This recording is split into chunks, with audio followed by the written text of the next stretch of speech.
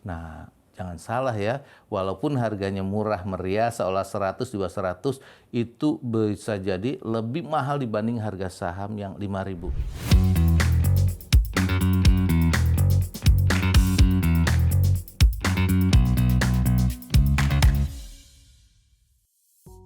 Halo teman HR, apa kabar semuanya? Semoga selalu dalam keadaan baik-baik aja.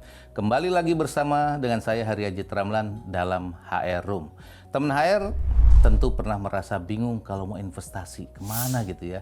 Nah, kalau sudah membahas investasi, pasti yang ada di dalam pikiran teman HR adalah apa ya instrumennya, lalu bagaimana caranya memilih instrumen investasi yang tepat. Sebelum lanjut, jangan lupa teman HR untuk like, komen, share, dan subscribe YouTube channel ini. Di dalam dunia pasar modal, ada banyak instrumen investasi yang dapat dipilih oleh teman HR. Masing-masing tentu memiliki tingkat risiko yang berbeda. Tingkat risiko ini biasanya berbanding lurus dengan potensi return yang kita harapkan.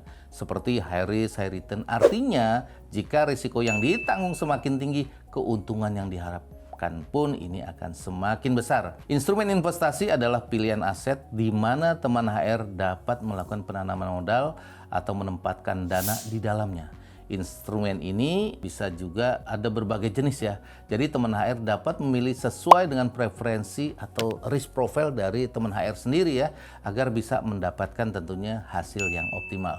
Yang pertama saya ambil contoh adalah misalnya saham. Nah, untuk instrumen saham ini memiliki risiko yang dikatakan tinggi. Biasanya jam perdagangannya ini juga tentu teman-teman udah banyak tahu ya, jam perdagangannya jam berapa sih? Sempat kemarin jam 9 sampai jam 3, sekarang sudah ditambahkan sampai jam 4 sore. Dan ada jam istirahatnya kalau Senin sampai Kamis jam 12 sampai jam 1, tapi kalau misalnya hari Jumat itu sampai jam 12 sampai jam 2. Nah, itu jam 2 baru mulai. Nah, kenapa ini dikatakan memiliki resiko ya? Resiko yang bisa dikatakan ya karena ini ditransaksikan semua bisa membeli ya, dan ini kan juga andil kita kepada satu perusahaan, dan ini ada orang mandang harganya sudah mahal, dia jual, atau ada orang yang memandang lebih murah. Maka ketika membeli saham ini tentu kita harus memikirkan ya, apakah saham yang kita beli memiliki prospek atau tidak.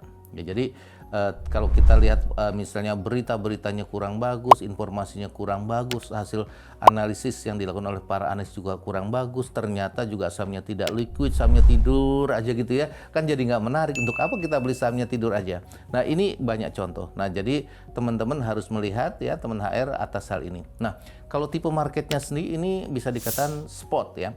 Nah, ini bisa dikatakan berjalan hari ini untuk hari ini diselesaikan. Misalnya beli pagi bisa aja diselesaikan, dijualnya di siang atau di sore, itu bisa terjadi. Jadi transaksinya bisa di-clearkan hari ini atau bisa juga disimpan untuk sebulan, 20 bulan, atau bahkan tahunan itu bisa disimpan. Nah, yang kedua selain tadi ada bicara saham adalah investasi pada forex. Kok forex bisa investasi? Bisa ya. Ada orang loh yang menyimpan uang yang dahulu misalnya dolarnya nilainya cuma 2.000, sekarang nilai dolar berapa, itu baru satu contoh. Tapi kan kalau ada dolar seri sekarang udah mulai dijauhin ya. Kalau kita baca media banyak kayaknya orang udah mulai mengambil mata uang lain daripada orang ikut-ikutin dolar ya. Tapi ternyata ya ini impact dari yang kemarin lah ya, entah itu perang, entah yang lain. Tapi yang pasti forex ini adalah salah satu juga instrumen investasi yang menarik. Nah, kalau bicara jam perdagangan sama nggak sih dengan di pasar modal, di misalnya saham? Kalau harinya sama ya, kurang lebih Senin sampai Jumat, tapi dia dilakukannya ini biasanya 24 jam. Jadi kok lama ya, ya emang begitu ya. Nah, yang pasti biasanya forex itu juga dilakukan oleh orang-orang perbankan. Misalnya treasury dealer, dia bisa bertransaksi dari London, dari Amerika, dari Indonesia, dari berbagai negara, dan artinya itu kan juga jam perdagangnya bisa dikatakan harinya bisa jadi sama tapi jamnya beda, karena dunia itu bundar ya, otomatis jamnya ini dilakukan dengan waktu kurang lebih 24 jam. Nah, bicara tipe market adalah biasanya future ini bisa dikatakan beli, bisa dikatakan ya nantilah ya, misalnya memprediksi untuk yang bisa dikatakan 3 bulan kah, 6 bulan yang nanti dia bisa lakukan. Dan karena ini transaksinya juga dilakukan dua arah, bisa jual bisa beli, ini jadi semakin menarik ya. Tapi dari sisi lain juga orang menganggapnya ini gambling. Orang belum punya barangnya, belum punya mata uangnya, masa bisa dijual sih? Kalau misalnya ada barangnya nggak apa-apa, tapi kalau nggak ada barangnya bagaimana? Itu pendapat sebagian orang. Yang pasti transaksi forex ini bisa dilakukan dengan membeli dan menjual atau sekaligus bisa transaksi seperti itu. Dan yang ketiga adalah investasi pada kripto. Kripto ya. Kripto itu investasi bukan ya? Ya bisa juga ya. Karena misalnya ada orang yang katanya menambang kripto. Nah, dia tambang, dia atur sedemikian rupa berbulan-bulan. Cuma ada juga yang kripto ini diperdagangkan seperti saham ya. Jadi bisa saja seperti itu, dan banyak sekali ini juga sangat disukai oleh teman-teman milenial maupun mungkin Gen Z ya. Tapi yang pasti kalau melihat sekarang banyak yang terkena mengalami kerugian investasi pada saham kripto. Tapi ya itu tadi, kenapa? Karena resikonya memang dianggap cukup tinggi. Jadi teman-teman jangan memandang bahwa kripto ini tidak berisiko. Ini malah memiliki resiko yang paling tinggi. Kalau di pasar modal nih, kalau bicara saham pernah ditahan ya, yang namanya auto rejection. Nah, apakah itu ke bawah ya atau ke atas? Nah, ada ARB, auto rejection bawah, itu waktu itu di flat bisa 6%-an gitu. Kalau sekarang udah dilepas 15-20%. Tapi kalau di kripto sendiri, waduh, jangan tanya. Sehari bisa aja mengalami kerugian ya, misalnya sampai 50%. Demikian juga ketika terjadi kenaikan. Jadi teman-teman harus siap nih ya. Mentalitinya harus dijaga. Jangan sampai begitu mengalami penurunan gitu ya, aduh kita nggak siap jual dan akhirnya rugi. Atau ketika kripto yang dibeli mengalami kenaikan terus, kita nggak siap kaya, mentalnya juga down juga nanti ya. Jadi semua sudah ada relnya. Teman air bisa lihat instrumen mana yang cocok dengan risk profile kita, kira kurang lebih seperti itu. Tapi gini teman air, kalau jam perdagangannya tadi ada saham, kemudian ada forex ya. Kalau ini jam perdagangannya dia 24 jam dari Senin sampai Minggu, alias buka terus dan tidak pernah tutup. Nah, kalau tipe marketnya ada di spot dan ada di future. Nah, kalau transaksinya nih ya ini hampir mirip dengan forex, bisa jalan dengan dua arah. Jadi walaupun belum punya barangnya, kita juga bisa jual dulu ya. Apalagi kalau beli ini semakin mudah. Nah, jadi kalau melihat dari instrumen-instrumen ini paling enggak kita bisa perkirakan ya mana yang cocok dengan risk profile kita.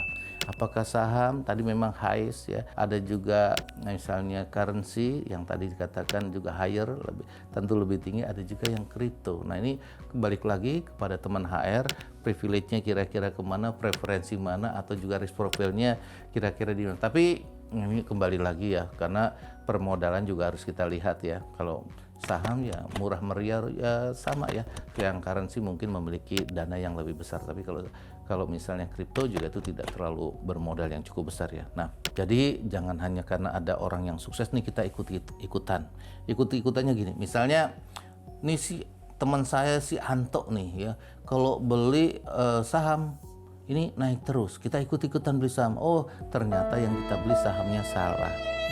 Sama-sama sih di pasar modal, tapi yang dibeli sahamnya salah. Akibatnya si Anto beli sahamnya bagus karena dianalisa, menggunakan analisa fundamental, menggunakan analisa teknikal. Lah ini enggak, tidak dilakukan yang namanya analisis. Dia cuma lihat, nih kayaknya rame nih, yang beli jual belinya rame, sahamnya murah lagi cuma di bawah 100 rupiah. Nah, jangan salah ya, walaupun harganya murah meriah seolah 100 di bawah 100, itu bisa jadi lebih mahal dibanding harga saham yang 5.000. Kenapa? Nilai saham itu ada nilai intrinsiknya. Jadi kalau bicara instrumen mana yang saya gunakan, dari ketiga itu saya biasanya menggunakan instrumen investasi saham. Jadi saya lebih ngerti, walaupun saya tahu forex, tapi aduh saya kayaknya cukup dari saham ya, karena keterbatasan waktu yang akhirnya saya beli, kemudian kalau memang untung saya lepas. Jadi saya apakah menjadi trader atau jadi investor atau jadi spekulan.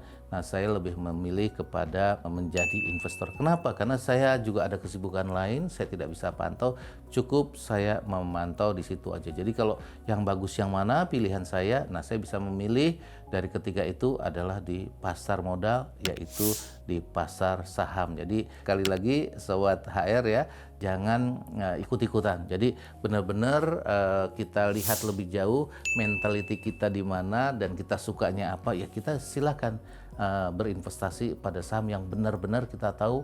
Misalnya kalau kripto pun harus tahu, kalau tadi forex pun ini berubah-ubah ya, karena forex itu kan dibutuhkan oleh semua negara. Jadi di sini teman HR harus tahu ya mana yang menjadi kelebihan dan kekurangan teman HR di dalam memilih instrumen investasi yang sesuai.